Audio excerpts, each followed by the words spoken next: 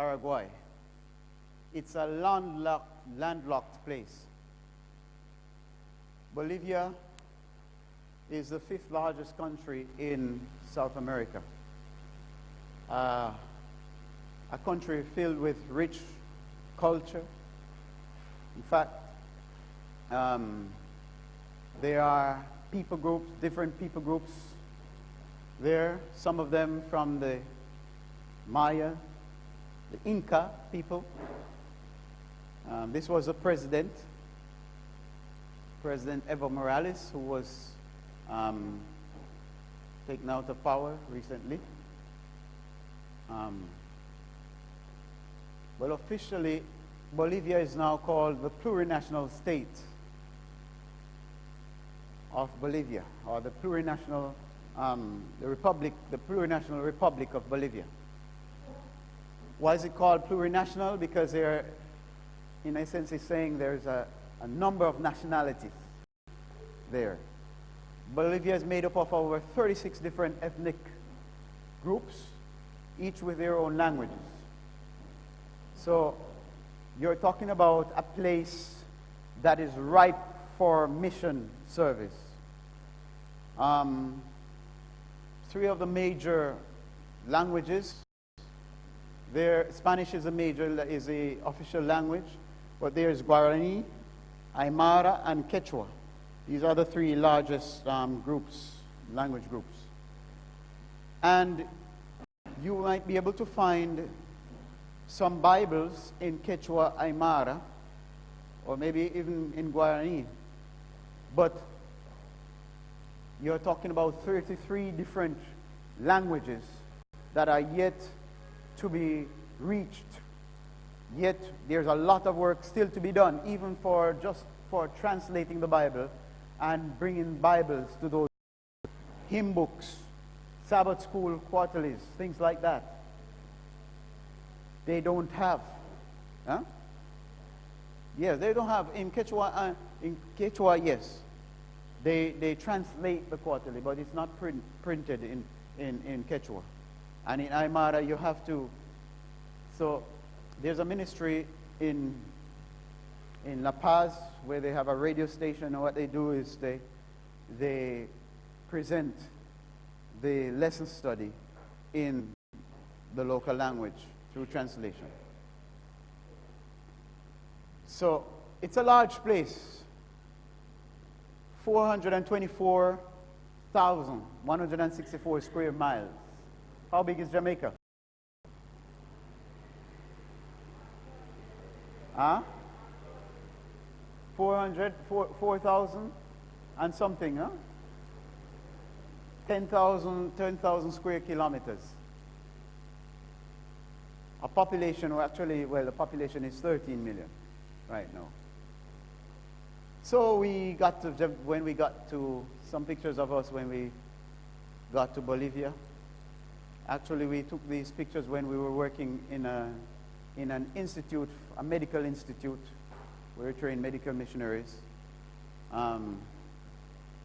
This was, yeah. Are you able to see? I wonder if we could turn off these lights. Or you need to have these lights to record, right? Okay. All right.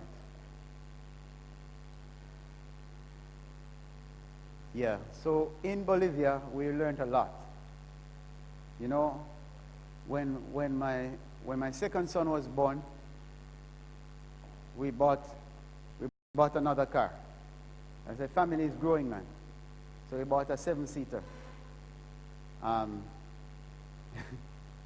we went to Bolivia. And I remember one time driving in a Land Cruiser. You know the old Land Cruisers that the police used to. Huh? Oh yeah, this vehicle.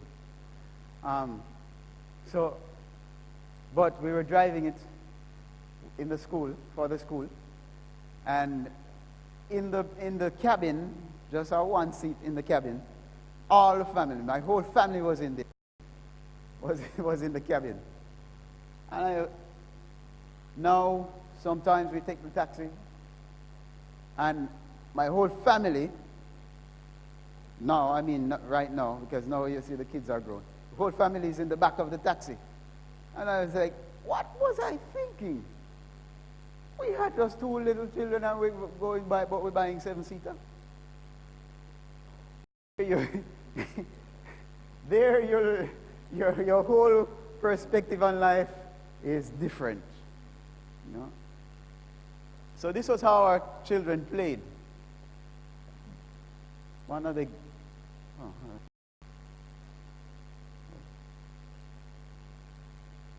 how do I get this to play?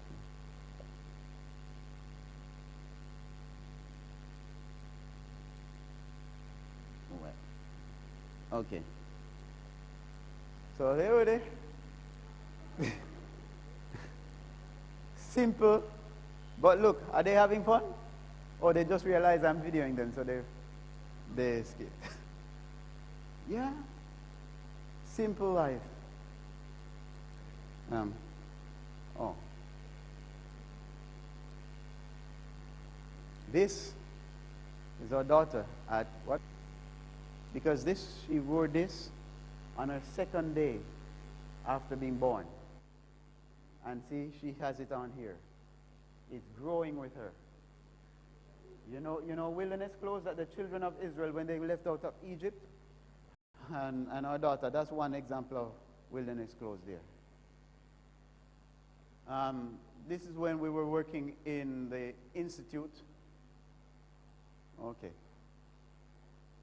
So these were some of the graduating class of 2013. At this institute, my wife and I, we worked there. My wife was teaching some of the courses like gift of prophecy, church history, and so on, and I was teaching some of the theological courses. I was also assisting I was the assistant director there. So here we have a Sabbath school in session in that town where we were, by God's grace, able to raise up the first Seventh-day Adventist church there. And this is where we used to meet. We used to meet at a little shop close to a bike garage, and the children would have their Sabbath school outdoors. The younger children would do their Sabbath school in this vehicle. So you can see them in the vehicle, and they're having Sabbath school in the back. Yes. And this is a church service where the adults are actually doing their Sabbath school inside the little room that we had rented. This was one of the Sabbath school class for the little tots. And we have our daughter here, and one of the missionaries from Peru. Eventually, we were able to construct a church building, and you can see everybody helping there, even the children helping in the construction. This was one of the first families that were baptized. He later on became the leader of that congregation, and that church is growing now, thank God. That's where we spend most of our time, at least on Sabbaths. Well, in 2014,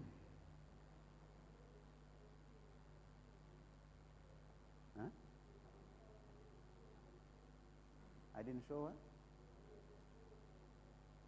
The little school. Ah, yeah, true. Yeah, we worked in a lot of different projects because we worked first with Red Veneer. Then we were on our own. I told you about where the time when I was fasting, I met the policeman. We were in a different place there called Buena Fe. So my wife is saying, I didn't show you any pictures of the little school that we had there. That's true. That was back in 2011. Buena Fe means good faith. When I went to that place, Buena Fe, a brother gave us a place to stay, and it was a dreary looking place. Everything was brown, not much green, not many trees, and I felt, wow, This place is like a desert, man. This is like a wilderness. And as I was there feeling a little bit down, I looked around, I saw my wife was happy, my children are happy. I said, well, I shouldn't be discouraged. So I said, but Lord, this place looks like a wilderness. And the Lord said to me, so, you know what is the wilderness? I said, well, I guess. The Lord said, this is my university. That's where I prepare my servants. So I said, Lord, well, if you have me in this wilderness, able to start a little school. We had 14 students. And we were starting that school with the thought that maybe we are going to have some income.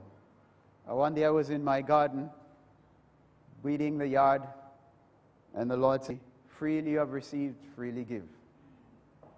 Freely you have received, freely give. And I said, Lord, so you mean you're not going to allow us to charge? Man. So, okay, if you won't charge, if you won't allow us to charge, I expect you to take care of us. You know, one day, so we didn't charge, but we got a lot of help to get the school going. And 2 hours, I left these groceries, but I couldn't have stayed. I needed to make some other visits. But while I was visiting, I forgot what I was praying and I was saying, Lord, you know that we are in a crisis. And you said we shouldn't charge. And now we are in need. Lord, I don't know. It's not for me to tell you what to do in order to provide for us. Because you have 1,000 ways to provide for your children, of which we know nothing of. But if you have some children who know your voice, you can even speak to them and they can help us. That was when there was a knock on the door.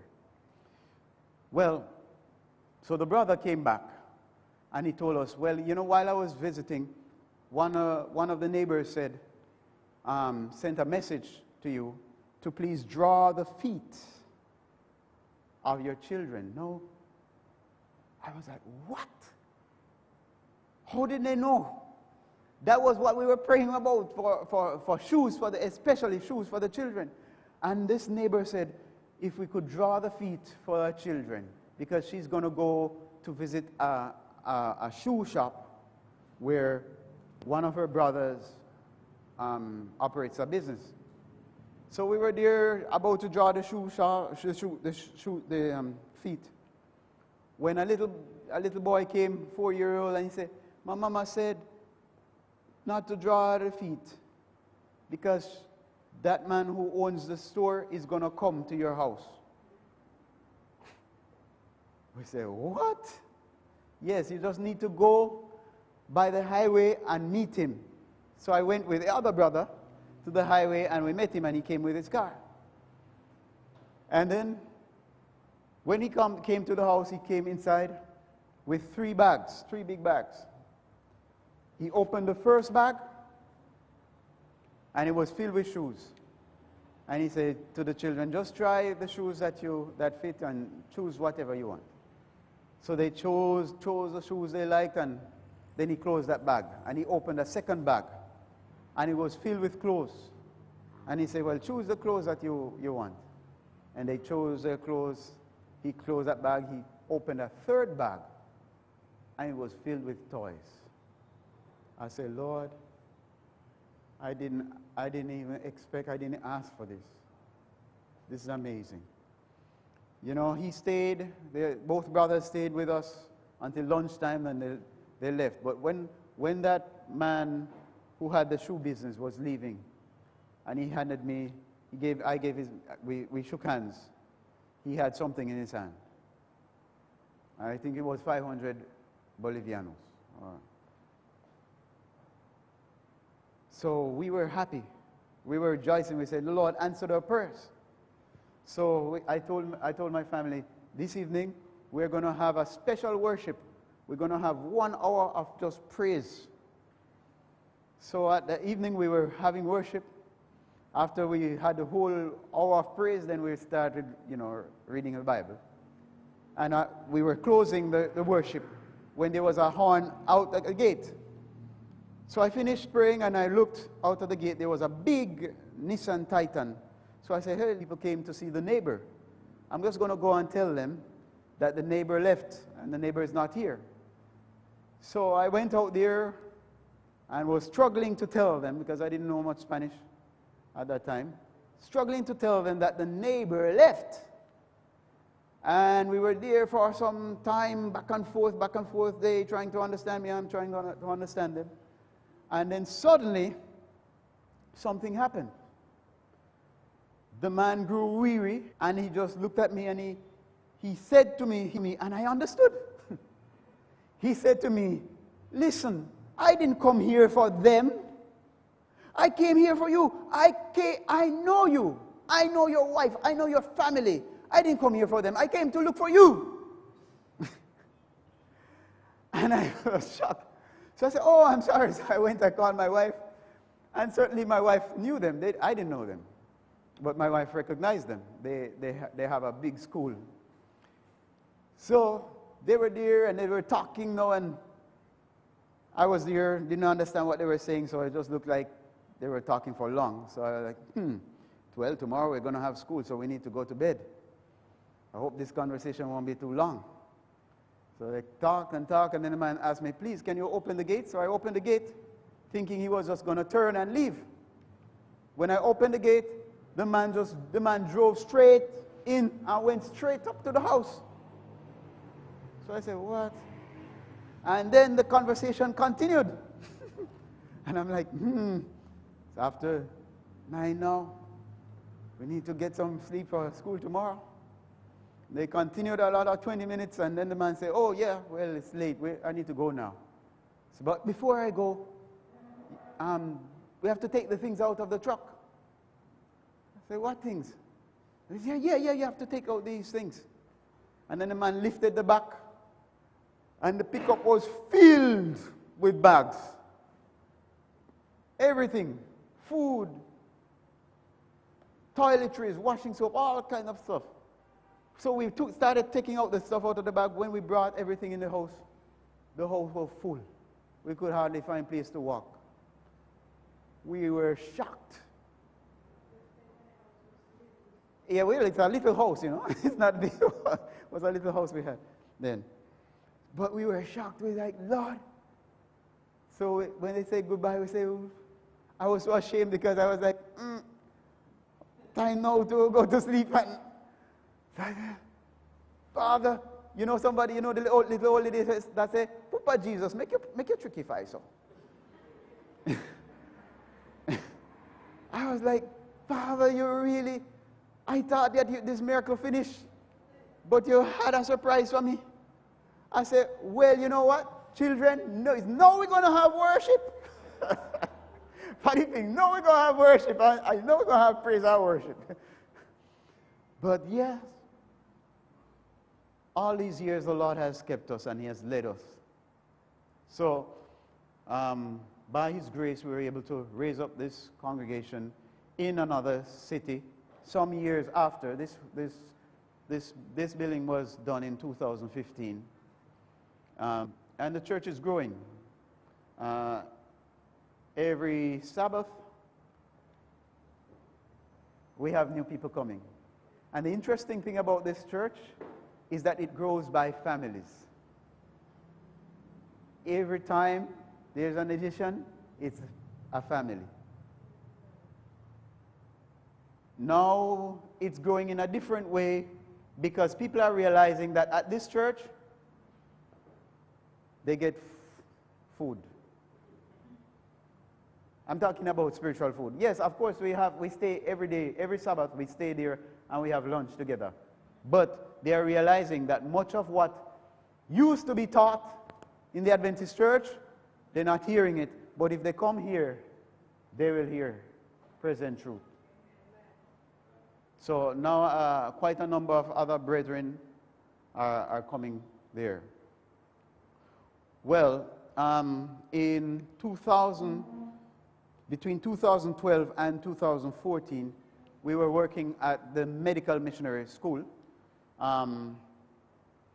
It's a very interesting place. Beautiful place. Cross 7 rivers. You have to cross 9 rivers to get there.